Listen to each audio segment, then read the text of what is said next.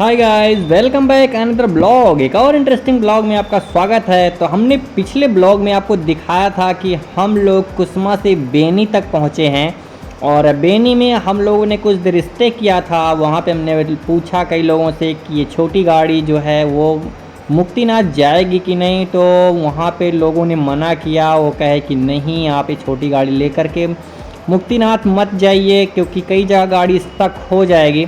तो अभी पीछे मैंने ब्लॉग में दिखाया कि कई जगह गाड़ी स्टक हो गई थी, काफ़ी ज़्यादा स्ट्रगल हमें करना पड़ा।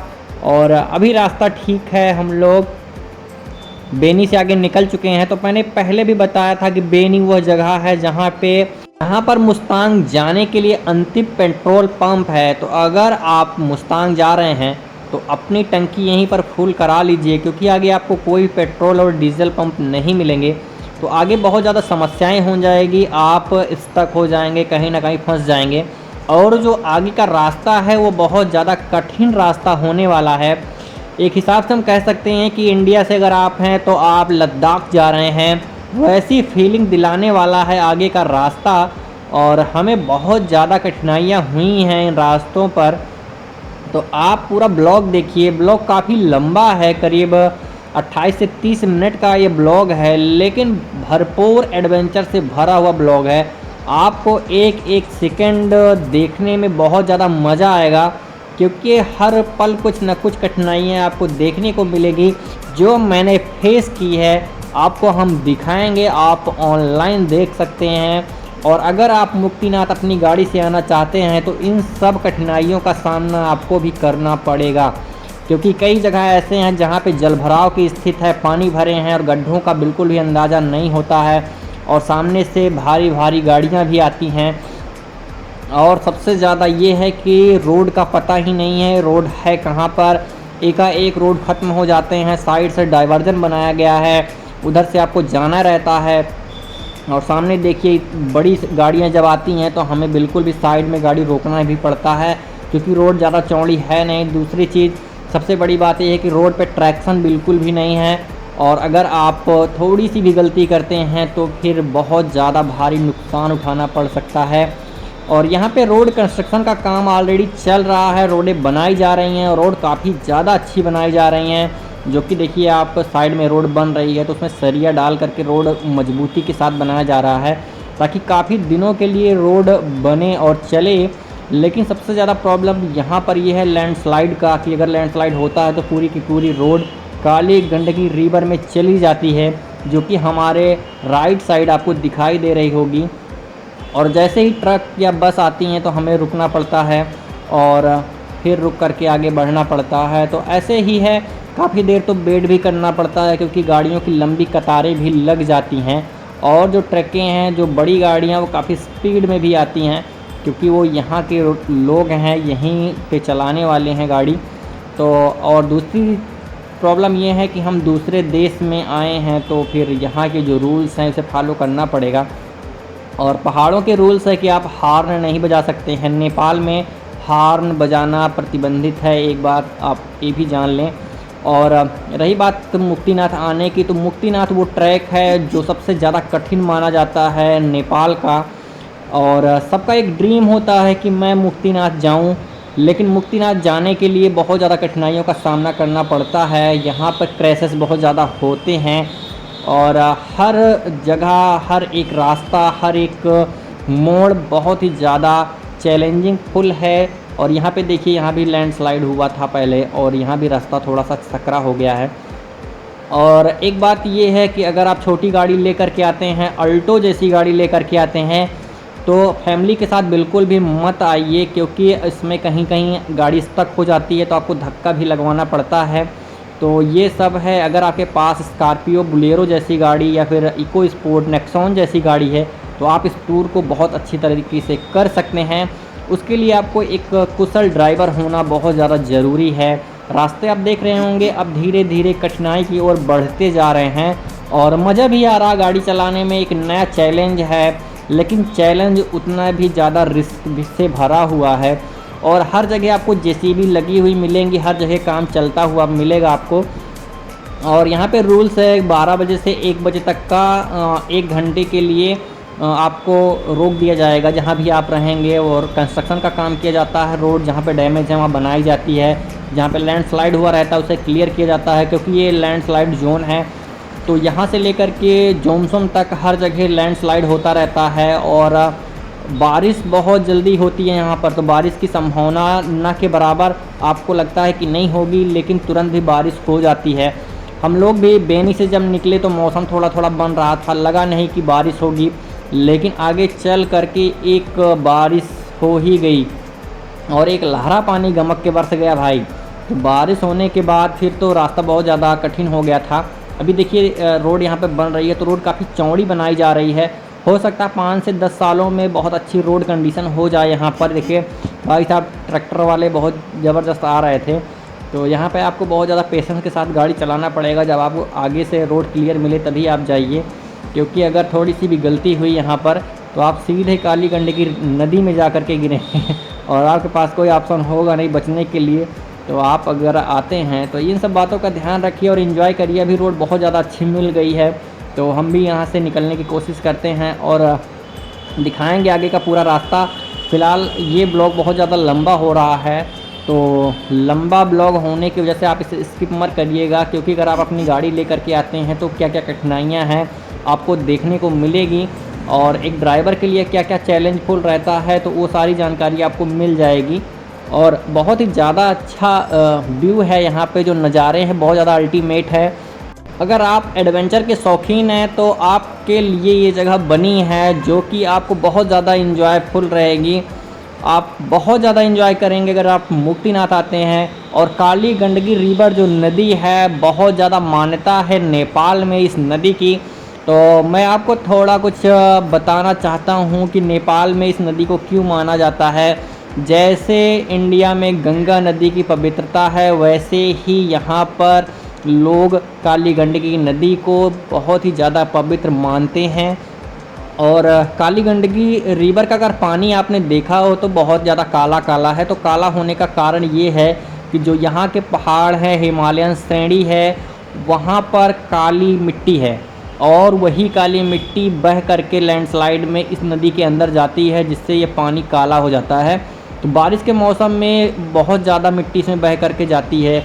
आपने ये नज़ारा सभी वीडियो में देखा होगा, जो ब्लॉगर हैं, जो यूट्यूबर हैं और जो मुक्तिनाथ मुस्तांग जाते हैं, तो उनके सभी वीडियो में आपने ये फुटेज ज़रूर देखी होगी, क्योंकि ये जो रास्ता है वो नदी के बीचों बीच से जाता है, नदी के साइड से हो करके गुजारते हैं इस रास्ते को। और ढलान यहाँ बहुत ज़्यादा तेज़ है, और गाड़ी बहुत तेज़ से नीचे की ओर आती है, और उतनी ही तेज़ी से हमें ऊपर चढ़ाना भी रहता है। तो हमने अपने दोस्तों को यहाँ पे नीचे उतार दिया था, और देखिए यहाँ से जब गाड़ी चढ़ती है तो कैसा लगता है हम आपको दिखाते हैं। और ये छोटी गाड़ी के लिए बहुत ज़्यादा चैलेंजिंग था यहाँ पर गाड़ी चढ़ाना। बहुत ही ज़्यादा ऐसा लग रहा था कि कहीं टायर ही ना फट जाए। तो ये थी यहाँ की ढलान, और नीचे से ऊपर जो गाड़ी जाती है, और हमने अपनी गाड़ी को यहाँ पर पहुँचा दिया था। तो भाई इतना ख़राब वाला पैच था, ये गाड़ी चढ़ना मुश्किल था। फ़िलहाल हमने अपनी गाड़ी चढ़ा दी है। और ये यहाँ भी जहाँ मैंने अपनी गाड़ी को खड़ी किया था, वहाँ भी मैंने लोगों से पूछा था कि भाई ये गाड़ी मुक्तिनाथ जाएगी कि नहीं जाएगी।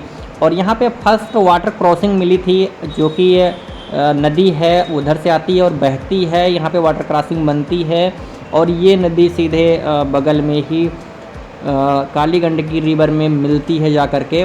तो जो मैंने इनसे पूछा था कि भाई ये गाड़ी जाएगी मुक्तिनाथ, तो उन्होंने कहा कि आपके जज्बे के ऊपर है, बाकी तो जाना मुश्किल है। अगर कहीं कहीं स्टक होती है तो आपको धक्के दे करके गाड़ी को ऊपर चढ़ाना होगा।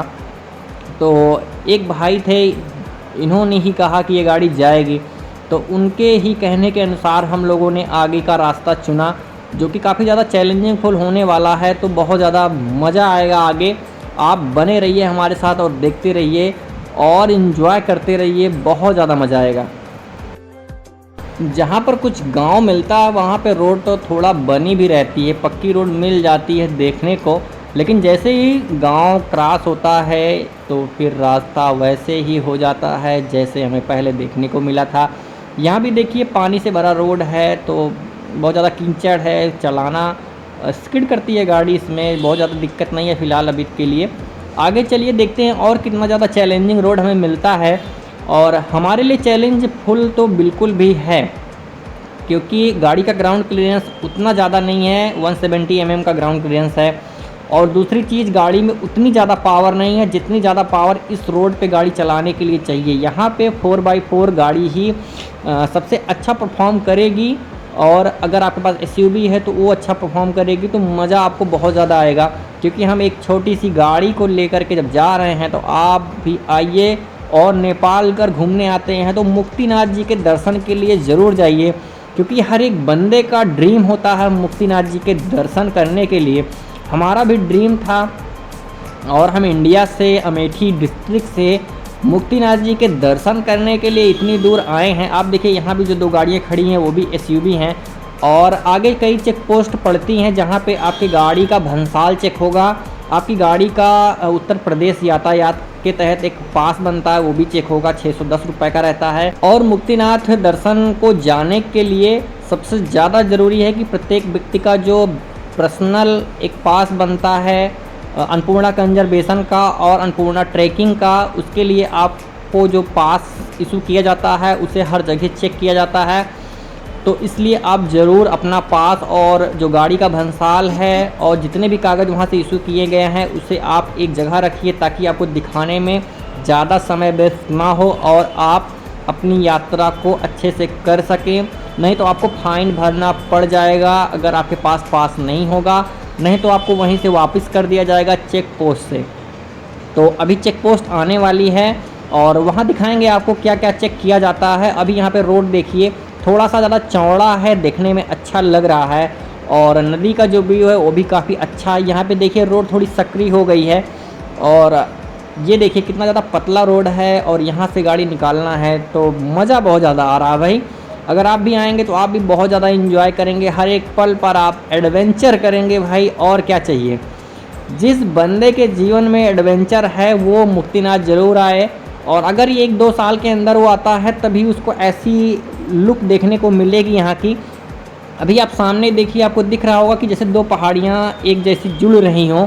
यहाँ का भी लुक बहुत ज़्यादा शानदार था। पहले रोड नीचे को ढलान पे थी, उसके बाद ढलान से सीधा ऊपर को चढ़ाना था, और कच्चा रोड है, बिल्कुल भी कच्चा रोड है, और मिट्टी से भरा हुआ रोड है, और पानी भी पड़ा हुआ है, तो स्किड करने की संभावना बहुत ज़्यादा रहती है। यहाँ पे ज़रूरी ये है कि आप पहले वेट कर लीजिए कि सामने की जो गाड़ी है वो पहले आगे चल जाए, कुछ दूर निकल जाए, और आपका मोमेंटम बरकरार रहे। क्योंकि अगर गाड़ी का मौसम एक बार टूटता है तो बहुत ज़्यादा दिक्कत होती है, क्योंकि ये फ्रंट व्हील ड्राइव है, तो जो 2 पहियों में जिन पे पावर लगती है उन गाड़ियों के लिए थोड़ा दिक्कत वाली बात रहती है। फ़िलहाल गाड़ी स्ट्रगल करने लगती है उस मोमेंटम को पाने के लिए, और टायर स्किड करते हैं। तो यहाँ पे हमने कुछ देर वेट किया, जैसे ही हमने देखा कि गाड़ी आगे निकल गई है तो फिर हम आगे बढ़ चले। बहुत ज़्यादा अल्टीमेट यहाँ का नज़ारा था, व्यू बहुत ज़्यादा शानदार था। देखो यहाँ पे क्या है, एक ही गाड़ी को पास मिलना रहता है, तो जो ढलान पे गाड़ियाँ रहती हैं वो अपने को एक जगह रोकती हैं, और जो नीचे से चढ़ाई की ओर आती है गाड़ी उनको जाने के लिए पास दिया जाता है। तो रूल्स के अकॉर्डिंग यहाँ पे लोग गाड़ी चलाते हैं, इससे बहुत ज़्यादा मज़ा आता है चलाने में, और इससे एक हेल्प भी मिलती है। और एक चीज़ और है कि इन सड़क पर जब बारिश हो जाती है तो स्किड होने के चांस बहुत ज़्यादा बढ़ जाते हैं। तो अगर बारिश होती है तो आप कुछ देर रुक करके वेट कर लीजिए, उसके बाद ही आप आगे जाइए। तो बेसिकली हम लोग आज जाने वाले हैं बेनी से रूपसे वाटरफॉल। आपने देखा होगा कि रूपसे वाटरफॉल बहुत ज़्यादा अल्टीमेट है, आपको हम दिखाएंगे उसकी थोड़ी सी फुटेज, और उसके बाद वहाँ पे ज़्यादा हमको रुकना है नहीं, क्योंकि मुझे ज़्यादा से ज़्यादा रास्ता कवर करना है, ताकि हम लोग जल्दी से जल्दी मुस्तांग पहुँच सकें, मुक्तिनाथ पहुँच सकें। और अभी शाम होने वाली है, और लगभग अभी 3 या 4 बज चुके हैं। फ़िलहाल हमने अभी घड़ी देखा नहीं है, और मौसम बन रहा है बारिश का, तो यहाँ पे तुरंत मौसम बनता है और तुरंत बारिश हो जाती है। और अभी का जो नज़ारा है काफ़ी ज़्यादा खूबसूरत देखने को हमें मिल रहा है। अभी रोड आगे देखो कैसे मिलती है, हम आपको पूरा रास्ता दिखाएंगे, और चैनल पे पूरी वीडियो हम डाल रहे हैं, कहीं भी हमने कट नहीं लगाया हुआ है। लगभग जितनी रोड कंडीशन है हम आपको पूरा दिखा रहे हैं, यहाँ पे देखिए जैसे हम गाड़ी लेकर के आ गए तो फिर देखिए बस वाले भाई साहब ने पीछे किया, उसके बाद हमें रास्ता दिया। तो ये है यहाँ का नेचर जो कि बहुत ज़्यादा हेल्पफुल रहता है। तो अगर आप नेपाल आते हैं तो यहाँ के जो लोग हैं आपकी काफ़ी ज़्यादा हेल्प करते हैं अगर आप किसी प्रॉब्लम में फंसते हैं तो नज़ारे बहुत ज़्यादा अल्टीमेट है भाई। नज़ारों को तो एंजॉय बिल्कुल करिएगा। अगर आप घूम रहे हैं, हमारे साथ घूम रहे हैं, अगर चैनल को फॉलो कर रहे हैं तो नेपाल का एक एक कोना जो मुक्तिनाथ को जाता है हम आपको दिखाएंगे और रास्ते का पूरा नज़ारा दिखाएंगे। देखिए दोनों तरफ भी गिट्टी और पत्थर ही पत्थर भरे हुए हैं। तो यहाँ पे ये देख करके लगता है कि ये लैंडस्लाइड जोन है। ये देखिए कि जेसीबी चल रही है, तो यहाँ भी हमें थोड़ा रुकना पड़ेगा, रास्ता क्लियर होगा तभी हम जा पाएंगे। यहाँ पे मिट्टी भरा और कीचड़ था रोड पे, और हम थोड़ी देर के लिए यहाँ पे रुकते हैं। उसके बाद यहाँ से चलेंगे और दिखाएंगे आगे क्या क्या हमें कठिनाइयाँ होती हैं, किन चीज़ों का हमें ध्यान रखना है अगर इन रोड्स पर आते हैं हम गाड़ी लेकर के, वो भी अपनी पर्सनल गाड़ी लेकर के आते हैं। तो वैसे फ़िलहाल मेरी रिकमेंडेशन ये रहेगी आप अपनी पर्सनल व्हीकल लेकर के ना आएँ, क्योंकि ये अदर कंट्री है तो आपको ज़्यादा दिक्कत हो सकती है। अगर आप मुक्तिनाथ घूमने का मन बनाते हैं तो आप बस भी कर सकते हैं। बस से आपको टिकट लेना होगा, आप पोखरा से सीधा आ सकते हैं, या फिर आप बेनी आ जाइए, बेनी से आप वहाँ से शेयर टैक्सी कर लीजिए। आपको 2000 रुपये पर पर्सन एक साइड का किराया देना पड़ेगा और आप मुक्तिनाथ पहुँच जाएंगे। और यहाँ पर एयरपोर्ट भी है जो कि जोमसम एयरपोर्ट है। तो नेपाल का चौथा सबसे ज़्यादा डेडली एयरपोर्ट जोमसम एयरपोर्ट है, और वहाँ के लिए फ़्लाइट आपको पोखरा से मिलेगी। तो अगर आप पोखरा से आते हैं बाई फ़्लाइट आना चाहते हैं तो आप बिल्कुल आ सकते हैं। यहाँ पर देखिए रोड एक ऊपर को गई है, एक नीचे को गई है। यहाँ पे हमको नदी को क्रॉस करना है। तो ये एक ऐसा ट्रैक है, ऐसा रोड है जहाँ पर हमको काली गंडकी रिवर को कम से कम 20 बार क्रॉस करना रहता है, एक बार इस साइड से एक बार उस साइड से। और ये देखिए नदी का बहाव काफ़ी ज़्यादा तेज़ है। तो यहाँ पर हम रुके थे टायर चेक करने के लिए, ऐसा लगा था जैसे टायर में हवा नहीं है। तो हमने उतर करके टायर चेक किया, चारों टायर हवा चेक की। उसके बाद हमने कहा चलो फिर यहाँ से चलते हैं। तो जब भी आप यहाँ आते हैं अपनी व्हीकल लेकर, अपनी गाड़ी लेकर के आते हैं तो 4-5 चीज़ें रिकमेंडेशन में हैं जो आप रख लीजिए। सबसे पहले हवा भरने की पाइप आपको गाड़ी में ज़रूर रखना है, एक मैनुअल और एक इलेक्ट्रिकल, एक जो चार्जिंग पोर्ट चलती है उसको भी आप रख सकते हैं, और दूसरी आप रख सकते हैं जो पैर से हवा भरी जाती है। तो ये हो गया। दूसरी चीज़ आप अपने पास पंचर किट ज़रूर रखिए और स्पेयर व्हील आप ज़रूर रखिए, और उसमें हवा भरा करके एकदम से मेंटेन, तब आप इन रास्तों पर गाड़ी लेकर के आइए, क्योंकि यहाँ पे टायर फटने का चांस, पंचर होने का चांस बहुत ज़्यादा रहता है। तो यहाँ पर दूर दूर तक कोई दिखाई भी नहीं देता है। जैसे जैसे शाम होने लगती है रोड बिल्कुल भी भयंकर लगने लगती है, एकदम खाली रोड रहती है, हेल्प के लिए कोई बंदा यहाँ पे मिलने वाला नहीं है। तो अब देखिए नज़ारा, अब यहाँ से नज़ारे और ज़्यादा ख़तरनाक होने वाले हैं।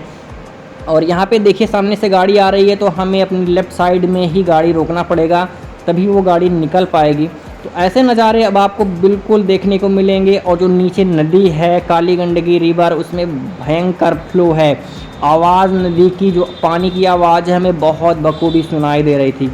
तो अब यहाँ से मौसम भी बन रहा है, बारिश होने के आसार भी हैं।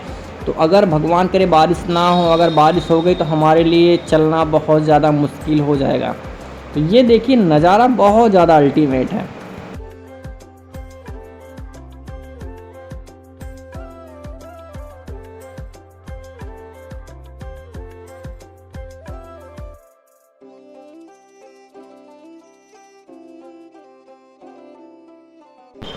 ये आगे एक प्लेस है जहाँ पे आप कुछ देर के लिए रुक सकते हैं, स्टे कर सकते हैं और खाना पीना ले सकते हैं, कुछ देर नाश्ता कर सकते हैं, कुछ देर वेट कर सकते हैं। तो हम लोगों ने यहाँ पे ज़्यादा वेट नहीं किया और हमें ज़्यादा से ज़्यादा दूरी तय करनी थी, तो हम आगे निकल पड़े हैं। और आगे देखिए कितना ज़्यादा अच्छा व्यू दिखाई दे रहा है, कंस्ट्रक्शन कितना ज़बरदस्त हुआ है यहाँ पर। और नज़ारे देखिए बहुत ज़्यादा अल्टीमेट हैं, दोनों तरफ बड़ी बड़ी पहाड़ियाँ दिखाई देंगी, सामने आपको पहाड़ी दिखाई देगी। और यहाँ पे चेक पोस्ट है तो हमें रोका गया है, यहाँ पर हमारे सारे डॉक्यूमेंट्स चेक होंगे और इसके बाद ही हमें यहाँ से जाने दिया जाएगा।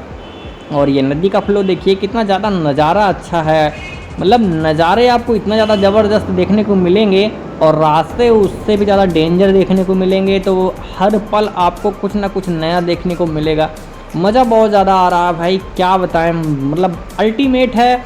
हर एक रोड जो यहाँ की बनी रोड कहाँ है, ये तो सब लैंडस्लाइड हुआ है, बस उसी की मिट्टी हटाई गई है। अभी देखो बारिश भी शुरू होगी, जिसका हमें डर था वही हुआ। हमें लग रहा था कि बारिश होगी और मौसम ऐसा बना था, भगवान से हमने मनाया भी था कि बारिश ना हो, लेकिन नहीं, बारिश होने लगी। और बारिश होने का सबसे ज़्यादा प्रॉब्लम यहीं पर है, क्योंकि रोड पे थोड़ा भी पानी हो गया तो स्किड होने लगती है। आगे देखिए बुलेरो आ रही है, स्कॉर्पियो है, तो ये देखिए कितना ज़्यादा गड्ढा है वहाँ पर। और मेरे लिए काफ़ी ज़्यादा दिक्कत होगी गड्ढों में, क्योंकि पानी भरा रहता है तो ये पता नहीं चलता कि गड्ढा कितना ज़्यादा गहरा है। तो छोटी गाड़ी को उन गड्ढों से निकालना, क्योंकि यहाँ पे हमें सबसे ज़्यादा ज़रूरी है गाड़ी का चैम्बर बचाना। और अगर चैम्बर डैमेज हुआ गाड़ी का तो फिर भाई बहुत ज़्यादा मुश्किल हो जाती है। यहाँ पे देखिए एक वाटरफॉल है जो ऊपर से नीचे की ओर आता है। फ़िलहाल भी इतना पानी है नहीं इसमें। अगर आप बारिश के बाद इस रोड पे आते हैं तो आपको हर जगह वाटरफॉल देखने को मिलेंगे। इतने वाटरफॉल देखने को मिलेंगे आप गिन नहीं सकते हैं। मतलब पहाड़ी पे हर तरफ से पानी ही पानी, मतलब जिधर जाएंगे आपको पानी पानी, वाटरफॉल ही देखने को मिलेगा। मतलब वाटरफॉल देखते देखते थक जाएंगे। और ये देखिए यहाँ पे रोड देखिए एकदम दबी है और बीच में रोड उठी है, तो ऐसा लग रहा था कि इसे नीचे से टकराएगी। और यहाँ पे बहुत ज़्यादा बचा करके हमें निकालना था। तो धीरे धीरे हम लोग गाड़ी निकाल रहे हैं आराम से। और ये देखिए पूरा जो पहाड़ है पूरा काला काला दिख रहा है, तो यही है जो मिट्टी है बह कर के काली गंडकी रिवर में जाती है और उसका पानी काला हो जाता है। तो ऐसा है नज़ारा।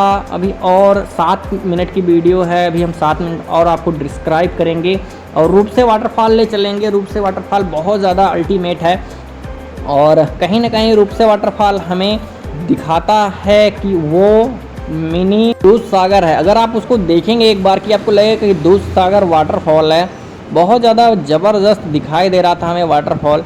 और ये देखिए रास्ता यहाँ से बहुत ज़्यादा ढलान की ओर है और ढलान से हमें ऊपर चढ़ाना भी है। अब यहीं से कठिनाइयाँ शुरू हो जाती हैं। वो भाई जिसने बताया था कि आपको 3 जगह हैं जहाँ पे गाड़ियों को धक्का दे करके चढ़ाना पड़ेगा। तो पहला जगह वो ये था जहाँ हमने अपने दोस्तों को उतार दिया और यहाँ से हमें सीधे गाड़ी को चढ़ाना था अकेले, सिंगल राइडर ले करके, क्योंकि ये देखिए ये चढ़ाई बहुत ज़्यादा थी और वहाँ पे रोड अच्छी नहीं थी, इसलिए थोड़ी प्रॉब्लम थी। तो यहाँ से हमने पहला पड़ाव पार कर लिया है और आगे चल रहे हैं, दिखाते हैं और क्या क्या कठिनाइयाँ आती हैं।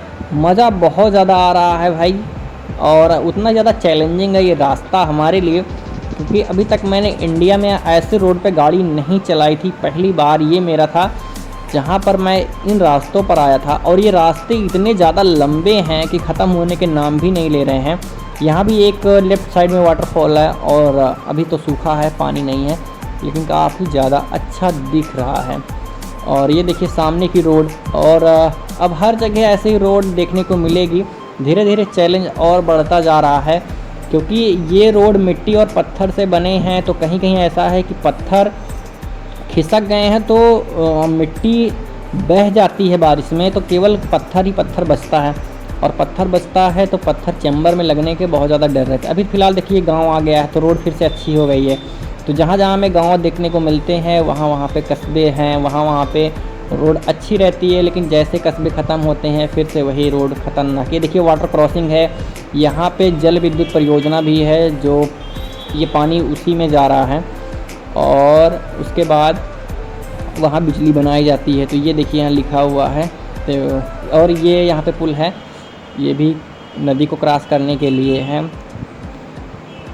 नज़ारों को एंजॉय करते रहिए और देखते रहिए। वीडियो बहुत ज़्यादा लंबी है लेकिन बहुत ज़्यादा हेल्पफुल है उन लोगों के लिए जो नेपाल मुक्तिनाथ आते हैं और अपनी गाड़ी से या बाइक से आते हैं और ब्लॉग बनाने के लिए या फिर जानकारी देने के लिए। वीडियो बहुत ज़्यादा हेल्पफुल होगी सबके लिए। तो चैनल को ना सब्सक्राइब किए हों तो ज़रूर सब्सक्राइब कर लें, क्योंकि ऐसी ही इंटरेस्टिंग आपको वीडियो चैनल पे मिलेगी। तो ये देखिए जो गाड़ी सामने जा रही है वो 4x4 है महिंद्रा की। तो इन गाड़ियों के लिए ही ये रास्ता है। अगर आपके पास ऐसी गाड़ी है तो आप बिल्कुल बेझिझक आ सकते हैं, बहुत ज़्यादा मज़ा आएगा। ये लेफ़्ट साइड देखिए जैसे पहाड़ यहाँ से खिसका हुआ है और लैंडस्लाइड हुई है, तो इन रास्तों पर हमेशा ख़तरा बना रहता है क्योंकि कभी भी लैंडस्लाइड हो सकता है। और देखिए यहाँ हमें बहुत बचा करके नीचे उतारना है गाड़ी को। उस गाड़ी के लिए प्रॉब्लम नहीं है क्योंकि उसके टायर बड़े हैं और उससे पावर भी बहुत ज़्यादा है।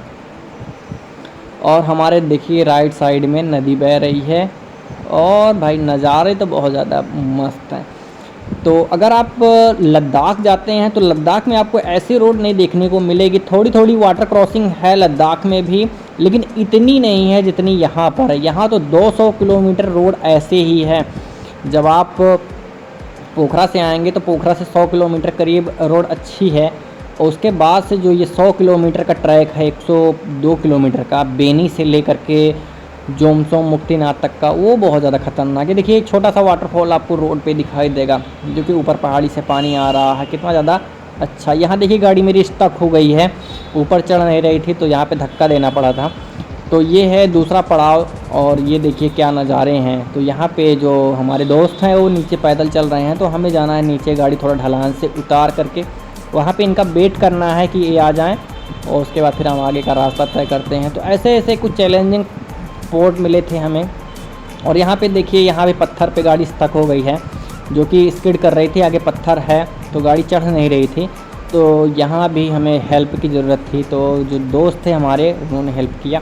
और देखिए जो इस वाटरफॉल की हम बात कर रहे थे वो हमारे जस्ट सामने है।